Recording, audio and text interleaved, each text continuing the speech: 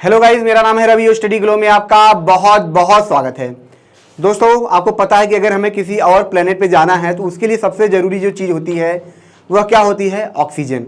क्योंकि अगर ऑक्सीजन नहीं है तो हम वहाँ पे नहीं रह सकते हैं। और आपको पता है धरती को छोड़ के कहीं और ऑक्सीजन मिलना बहुत ही ज़्यादा मुश्किल है। यहाँ तक कि जो मंगल ग्रह की भी बात करें तो वहाँ पर भी ऑक्सीजन की मात्रा मिलना बहुत ज़्यादा ही मुश्किल है। चाँद पे तो है ही नहीं, तो भला हम जीवन कैसे बिता सकते हैं? तो उसी को देखते हुए नासा ने जब 2019 में अपना मिशन लॉन्च किया था, जिसके तहत उन्होंने रोवर जब वहाँ पे उतारा था तो वह लगातार कई सालों से क्या करता, ऑक्सीजन पैदा कर रहा था। लेकिन इस बार उसने कुछ अलग कारनामा किया है। क्या कारनामा किया है? उसने एक बार में लगभग 122 ग्राम ऑक्सीजन पैदा किया है। यानी कि यह मात्रा इतनी ज़्यादा है कि अगर एक छोटा कुत्ता हो तो लगभग 10 घंटे तक उस ऑक्सीजन की मदद से जिंदा रह सकता है। यह जो चीज़ है ये बहुत खास है। क्यों खास है? जरा आप सोचिए कि अगर हमें किसी प्लेनेट पे जाना है, वहाँ पे हमें जीवन को पनपाना है, वहाँ पे जीवन को बढ़ाना है, उसके लिए हमें ऑक्सीजन चाहिए। अगर हम ऐसे सिस्टम बना पाएँ जो काफ़ी सस्ता हो और जिसे हम जो ग्रह है वहाँ पे इंस्टॉल कर पाएँ, तो हम कुछ वक्त के बाद वहाँ पे काफ़ी बड़े मात्रा पे वहाँ पे ऑक्सीजन पैदा कर पाएंगे। जरा सोचिए कि जिस रोवर ने क्या किया, 2 साल से ऑक्सीजन पैदा कर रहा था, अगर वही मशीनरी काफ़ी सस्ती हो जाए और काफ़ी ज़्यादा एडवांस हो जाए कि कम वक्त में और भी ज़्यादा ऑक्सीजन पैदा करने लगे, तो हम वहाँ पे क्या कर सकते हैं? ऐसे कई मशीन इंस्टॉल कर सकते हैं, बड़े लेवल पे इंस्टॉल कर सकते हैं।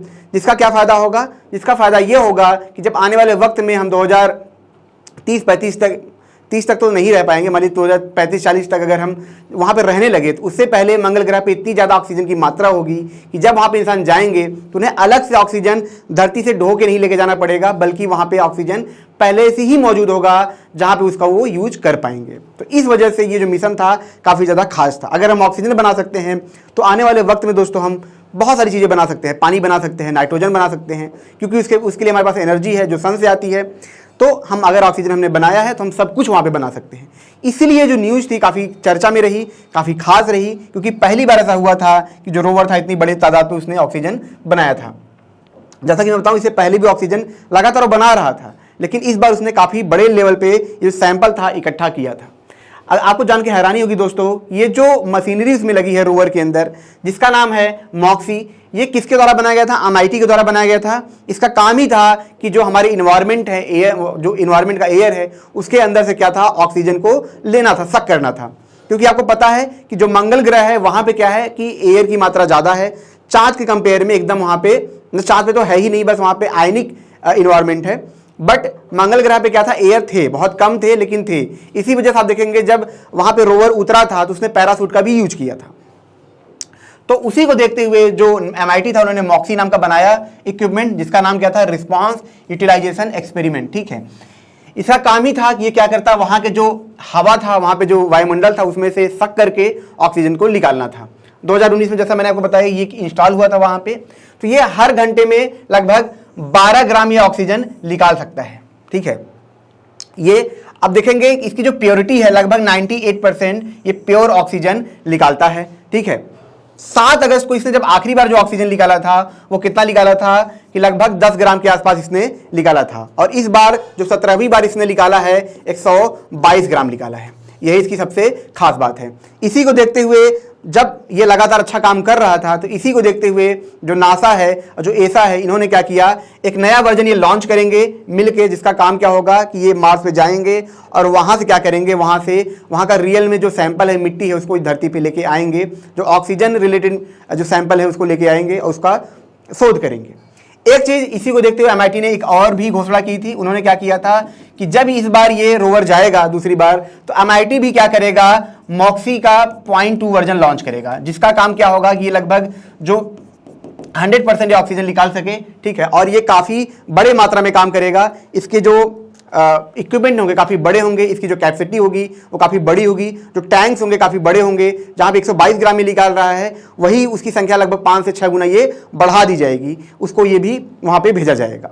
अब दोस्तों अगर हम बात करें कि मॉक्सी काम कैसे करता है, तो यहाँ पे आप देखेंगे इसका जो डिज़ाइन है पूरी तरीके से ऐसे है। पिक्चर ज़्यादा मिल नहीं रहा था तो यही पिक्चर मिला। ठीक है, तो यहाँ पे आप देखेंगे जो मेन इसका काम होता है वो क्या होता है, CO2 की ये क्या करता है, अपने अंदर सक करता है। CO2 को सक करने के बाद ये क्या करेगा, यहाँ पे आप देखेंगे धीरे धीरे यहाँ टैंक है, यहाँ पे ये क्या होता है, जमा हो जाता है। इसको शॉर्ट्स में समझेंगे। उसके बाद क्या होता है, ये जो CO2 होता है इसको क्या करते हैं, यहाँ पे कंडेंसर होता है जहां पे कंडेंस करते हैं और फिर इसको क्या करते हैं इलेक्ट्रोकेमिकल के द्वारा, एक इलेक्ट्रोकेमिकल प्रोसेस के द्वारा क्या करते हैं इसको तोड़ देते हैं। एग्जांपल से हम ऐसे समझेंगे कि मान लीजिए कि आपके पास क्या है, एक तरीके CO2 है या पानी है, H2O है, दोनों में से कोई भी है।